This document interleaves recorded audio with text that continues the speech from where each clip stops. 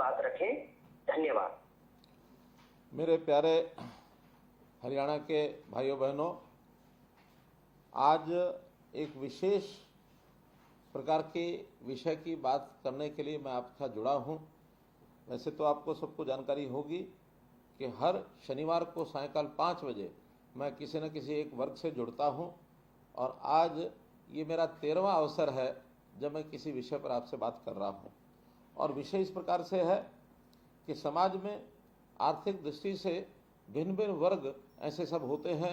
किसी को हम बीपीएल कह देते हैं, किसी को गरीब कह देते हैं, किसी को पिछड़ा हुआ कह देते हैं, कोई मध्यम वर्गीय होता है, कोई उच्च वर्गीय होता है। सरकार बहुत सी स्कीमें चलाती है, योजनाएं बनाती है, और उसका लाभ लेने के लिए सब लोग जो पात्र होते हैं उनको कहा जाता है वो लाभ ले लें। अब सरकार जो कल्याणकारी सरकार है, उन्होंने गरीब लोगों को राशन देने की जो योजना बनाई है, और वो राशन सबको पीडीएस की दुकानों से मिलता है। बीपीएल के जो परिवार होते हैं उनको राशन की सुविधा पीला कार्ड, खाकी कार्ड और इसी प्रकार से गुलाबी कार्ड, ऐसे 3 कार्डों के माध्यम से ये राशन कार्ड मिलते रहे हैं।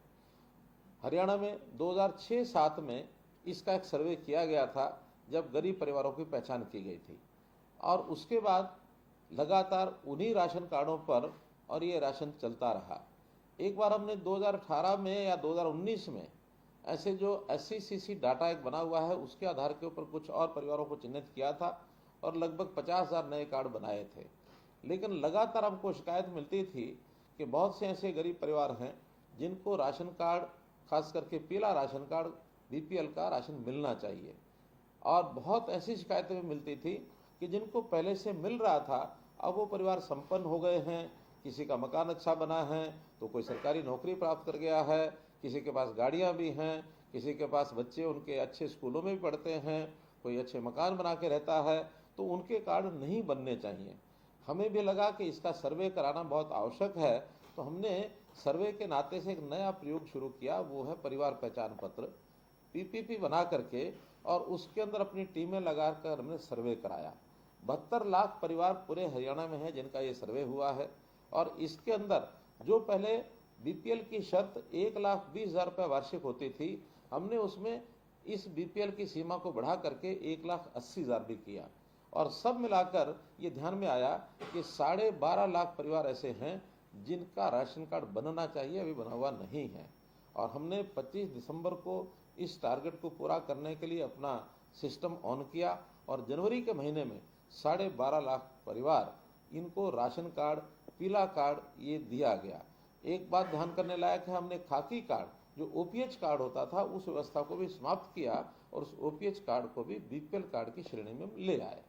और साथ ही जब ये 12.5 लाख परिवार बढ़ गए, तो एक ध्यान में जो दूसरी बात आई थी कि जो परिवार संपन्न हो गए हैं, जिनका, जैसा मैंने पहले बताया, अब वो श्रेणी से ऊपर चले गए 1,80,000 से, आखिर उनके राशन कार्ड को, उनका राशन बंद करना चाहिए।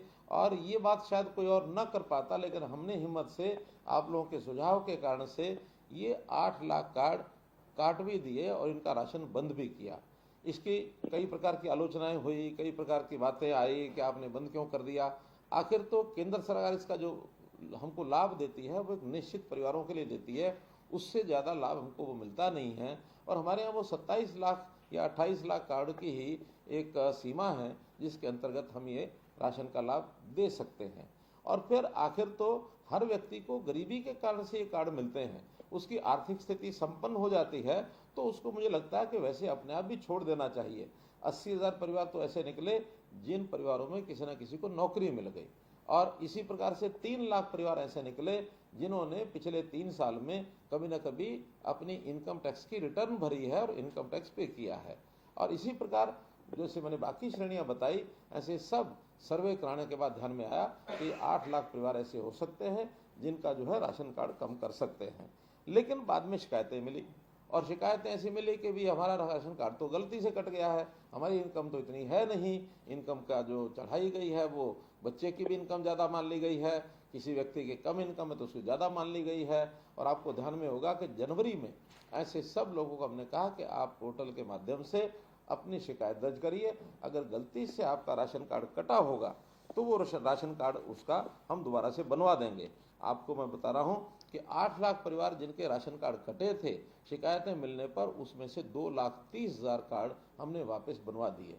और वो 2,30,000 परिवारों में से आप लोग ऐसे हैं जिनके राशन कार्ड जो पहले बनाए गए और फिर बाद में शिकायत पर उसका एक बार सर्वे करा करके उसको दोबारा कार्ड बनवाया। मैंने ऐसी श्रेणी को आज बातचीत के लिए अपने साथ बुलाया है।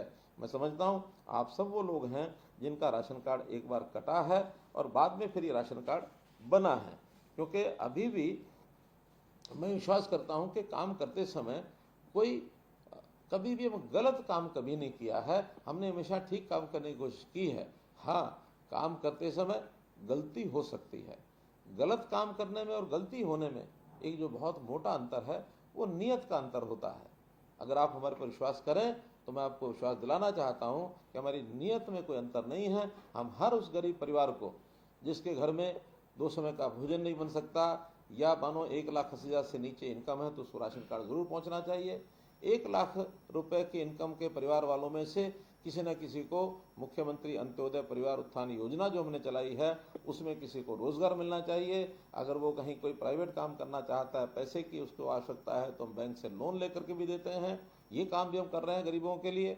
इसी प्रकार हमने जो गरीब परिवार हैं उनको आयुष्मान भारत के नाते से 5 लाख, आयुष्मान कार्ड के नाते से योजना जो बनाएगी प्रधानमंत्री जी ने बनाई, 5 लाख रुपया हर परिवार का स्वास्थ्य बीमा योजना, ये भी सबको लेके दिया। 15.5 लाख परिवारों को इस योजना का लाभ ये केंद्र सरकार ने दिया। फिर भी हमें लगा कि ये योजना और लोगों को मिलनी चाहिए। जैसे हम राशन कार्ड अभी 27 लाख पहले वाले और जो नए 4 लाख या 5 लाख और जुड़े हैं, लगभग 32 लाख से ऊपर लोगों को राशन कार्ड मिला है। ऐसे सब लोगों को आयुष्मान भारत का लाभ एक नई योजना चिरायु हरियाणा करके जोड़ी, उन लाभ देने के लिए भी हम आगे आए हैं। इसके बाद बल्कि एक सुझाव ये आया था कि आखिर 1,80,000 से ऊपर कोई एक सीमा लगभग 3 लाख रुपए की रखी जाए और ऐसे लोगों से खर्च का कुछ हिस्सा ले लिया जाए। हमें जब ये औसतन बताया गया कि एक परिवार पर हिस्से में 3,000 रुपया आता है तो ये तय किया कि उसमें 1,500 रुपया ये परिवार दे देंगे, 1,500 रुपया सरकार दे देगी। आखिर 125 रुपया महीना दे करके किसी परिवार को 5 लाख रुपए का बीमा मिलता है, वो लाभ होता है। तो कभी भी परिवार का कोई आदमी जिसको अस्पताल में खर्चे यानी आवश्यकता पड़ती है उसका खर्च 5 लाख तक वो सुनिश्चित हो जाए तो उस परिवार का बहुत बड़ा लाभ होता है। तो हमने वो योजना भी अभी लॉन्च करनी है। उसमें सब लोगों को आह्वान करेंगे कि वो लोग इकट्ठे 500 रुपया एक साथ, अथवा कोई वेतन भोगी व्यक्ति है तो 125 रुपया महीना अपनी सैलरी में से कटा देगा तो उस योजना का वो लाभ भी ले सकता है। यहीं तक सीमित नहीं रहे, हमने कहा कि ऐसे जो लोग हैं जो बीमार हुए नहीं हुए हों लेकिन कभी भी उनको कोई अस्वस्थता का कारण बन सकता है, तो ऐसे लोगों का क्यों नहीं एक बार यानी शारीरिक स्वास्थ्य परीक्षण ये होना चाहिए। हमने इस योजना को भी लागू कर दिया है और इस योजना का नाम रखा है निरोगी हरियाणा। और जितने भी हमारे हॉस्पिटल्स हैं, जितने हमारी CSCs हैं जहाँ पर ये टेस्ट करवाए जा सकते हैं, ऐसे सब जगह वो टेस्ट कराने शुरू किए हैं। अभी तक 4.5 लाख लोगों का ये टेस्ट परीक्षण ही हो चुका है। बड़ी संख्या है, 1 करोड़ के लगभग संख्या है। हम आगे चल करके जितने प्राइवेट हॉस्पिटल हैं, जितने लैब्स हैं टेस्ट करने वाली, इन सबको भी एक सरकारी उनके साथ समझौता करके इनके वहाँ भी ऐसे जो परीक्षण हैं उनको करने का और एक हम कार्यक्रम लेने वाले हैं ताकि करोड़ों की जनता का जो परीक्षण है ये पहले हो सके। जब स्वास्थ्य परीक्षण होगा तो छोटी बड़ी कमी चाहे जो भी नजर आएगी उसका समय पर इलाज कराना ये कई बार संभव हो पाता है। अगर पता न लगे तो बीमारी इस स्तर तक पहुंच जाती है कि कई बार तो वापस लौटना भी मुश्किल हो जाता है कि बीमारी गंभीर हो जाती है। गंभीर बीमारी, लाइलाज बीमारी, तो जीवन भी जोखिम में पड़ जाता है। तो प्रारंभ में ही अगर कोई चीज़ मिल जाती है तो उसको उसके हिसाब से ठीक किया जाता है। जैसे कहावत है अंग्रेजी में, nip the evil in the bud, कि कोई भी ऐसी बुराई है उसको प्रारंभिक चरणों में उसको समाप्त कर देना चाहिए। तो यही हमारे शरीर के रोग के साथ है। अगर प्रारंभिक भी कोई जानकारी मिल जाए तो उसका तुरंत इलाज कराना संभव हो जाता है, उसका भी हमको लाभ हो सकता है। तो मित्रों, हमारी सरकार ये गरीब की सरकार, ये उस ज़रूरतमंद की सरकार, नीडी आदमी की, जिसको समय पर जो लाभ मिलना चाहिए वो मिल सके, इसके लिए हम काम करते हैं। हाँ, एक बात का मैं और निवेदन हमेशा करता हूँ कि किसी को भी गरीब रहने में गरीब कहलाने में आनंद नहीं आता है। आखिर गरीब हमारी मजबूरी हो सकती है। हमें प्रयत्न करके इस गरीबी में से बाहर कैसे निकलना, इसमें सरकार सहयोग करेगी। हम बाकी जो समाज में बहुत समाजसेवी संस्थाएं होती हैं, NGOs हैं, CSR के माध्यम से लोग काम करते हैं, इनको भी सबको कहते हैं कि आप लोग अपने आसपास के क्षेत्र में रहने वाले ऐसे लोगों को उनको रोजगार के नाते उनकी मदद करिए।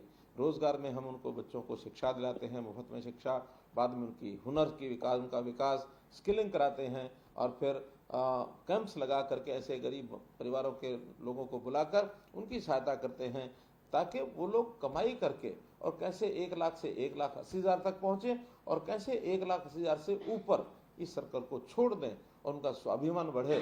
स्वाभिमानी होकर के वो ये कहें कि हाँ, अब हम पैरों पर खड़े हो गए हैं, अब हमको अगर ये जो सहायता सरकारी मिलती है ये छोड़नी भी पड़े तो ये हम छोड़ सकते हैं।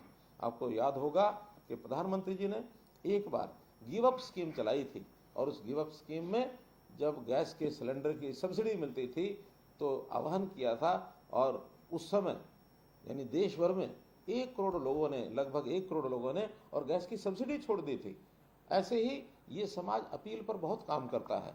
मैं अपील का एक और उदाहरण आपको ध्यान कराता हूँ। जब 1966 में 65 में जब देश में लाल बहादुर शास्त्री प्रधानमंत्री थे, हमको पता है उस समय अन्न का संकट हुआ था। अपने देश में अन्न कम हो गया था, खाने वाले लोगों की जितनी मात्रा थी उसकी तुलना में। उस समय देश के प्रधानमंत्री लाल बहादुर शास्त्री थे। उन्होंने कहा कि हम हरित क्रांति के माध्यम से अन्न जब पैदा करेंगे तब पैदा करेंगे, लेकिन तात्कालिक आवश्यकता ये है क्या समाज के लोग सप्ताह में 7 दिन में अगर वो 21 बार भोजन करते हैं, कोई 3 बार करता है या 14 बार भोजन करते हैं, 2-2 बार करते हैं, तो क्या एक समय का भोजन छोड़ सकते हैं? मुझे आज भी बहुत बुजुर्ग ऐसे मिलते हैं जो सोमवार रात्रि का भोजन वो लाल बहादुर शास्त्री जी की अपील पर जो छोड़ा था, आज भी उन्होंने जीवन में अपनाया हुआ है। तो ये अपील हमेशा समाज में जो जागृत व्यक्ति होता है, जिनको लगता है कि हमको देश और समाज की मुख्य धारा में होकर चलना है और अगर हम अपनी आय बढ़ा करके सीमा से बाहर जाते हैं तो अपील मैं भी करता हूँ। आखिर ये राशन कार्ड के नाते से या BPL के नाते से हमको सालाना लाभ कितना मिलता है? हमको सालाना लाभ मिलता है, अगर 20 किलो अनाज एक परिवार का एवरेज जाता है और 20 रुपया किलो का भी लाभ हो तो 400 रुपया महीना अर्थात 48 रुपया साल। अब और कुछ छोटे मोटे लाभ मिला करके 6,000 रुपये साल, तो 6,000 रुपये साल का ही हमको लाभ मिलता है। हमारी कमाई अगर 6,000 रुपये बढ़ जाए, 1,80,000 की बजाय 1,86,000 हो जाए, तो हम क्यों नहीं इस 6,000 का जो भुगतान अपने पास से करके इस लाभ को छोड़ सकते हैं, ताकि हमारा छोड़ा हुआ ये जो सरकारी जो भी लाभ मिलता है ये लाभ किसी गरीब आदमी को मिले। जिस गरीब आदमी को नहीं मिल रहा है उसको ज़्यादा मिलेगा तो वो हमको दुआएं देगा, हमारे ऊपर आशीर्वाद हमारे ऊपर देगा, हमको आनंद आएगा। तो मैं तो आज इस अवसर पर इतनी बात आपसे कहने के लिए जुड़ा हूँ कि आपको जो शिकायत थी कि हमारा राशन कार्ड कटा है और हमें उसकी पीड़ा थी कि गलत आदमी का तो नहीं कट गया है, ताकि उसका दोबारा से जोड़ा जाए। आप लोगों ने उसकी शिकायत दर्ज कराई, हमने उसको ठीक किया और जनवरी के महीने का राशन भी हमने फरवरी में या मार्च में पूरे का पूरा वो राशन दिया है, किसी का राशन काटा नहीं है। अब ये बात जो मुझे जानकारी है मैं आपके सामने रख रहा हूँ, लेकिन मैं ज़रूर चाहूँगा कि इस प्रकार की बातों की जानकारी आपको जो हो और आपको वो लाभ न पहुँचे तो उसकी समय समय पर आप मुझे जानकारी कभी न कभी ज़रूर भेजें, ताकि व्यवस्थाएं जो हमने बनाई हैं वो सारी ठीक से लागू हो सकें। जैसा मैंने कहा कि ये राशन के ये जो इनकम की असेसमेंट करके आपकी इनकम 1,80 से ऊपर बनाई गई, तो टेक्निकल कारणों से कई बार गलतियां होती हैं। आखिर तो सर्वे करने वाले इंसान हैं, वही अपना इसमें भरते हैं, आंकड़ा भरते हैं अपने कंप्यूटर के माध्यम से। कोई गलती भी हो सकती है, सर्वे भी गलत हो सकता है, कहीं कोई सिफर ऊपर नीचे भी हो सकती है, लेकिन उन गलतियों को ठीक करने का हमारा मानस हमने ठीक किया है और आपको उसका लाभ मिला है। आज आपसे मैंने जो बातचीत की है, इस अवसर पर आपको बातचीत करते हुए मुझे आनंद आ रहा है। आपने मेरी बात सुनी, आपका बहुत बहुत धन्यवाद, बहुत बहुत आभार।